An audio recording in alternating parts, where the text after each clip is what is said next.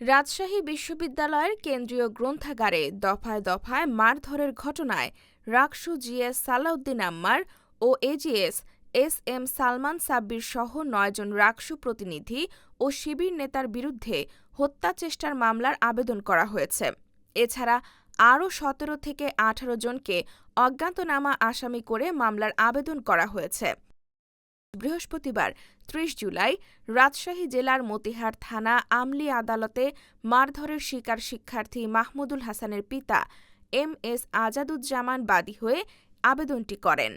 মামলায় নাম উল্লেখ করা অন্যান্য আসামিরা হলেন রাকসুর তথ্য ও গবেষণা সম্পাদক বি এম নাজমুস সাকিব, তথ্য ও গবেষণা উপসম্পাদক সিফাত আবু সালেহ, শহীদ জিয়াউর রহমান হল সংসদের জিএস আরিফুল ইসলাম, শহীদ হাবিবুর রহমান হল সংসদ ভিপি আহসানুল্লাহ ফারহান, নবাব আব্দুল লতিফ হল সংসদের জিএস নুরুল ইসলাম শহীদ, শাখা ছাত্র শিবিরের মিডিয়া ও প্রচার সম্পাদক মেহেদী সজীব, ক্যাম্পাস মনিটরিং কোঅর্ডিনেটর ও বিশ্ববিদ্যালয়ের সিনেট ছাত্র প্রতিনিধি ফাহিম রেজা।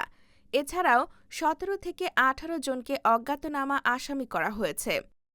মামলার এজাহারে উল্লেখ করা হয়, গত ২৭ জুলাই দুপুর ১২:৩০ থেকে ১টার মধ্যে রাজশাহী বিশ্ববিদ্যালয়ের কেন্দ্রীয় গ্রন্থাগারে অবস্থানের সময় ১৯ থেকে ২০ জনের একটি দল দেশীয় অস্ত্র, লোহার রড, বেত ও বাঁশের লাঠি নিয়ে তাকে ঘিরে ধরে হত্যার উদ্দেশ্যে মারধর শুরু করে।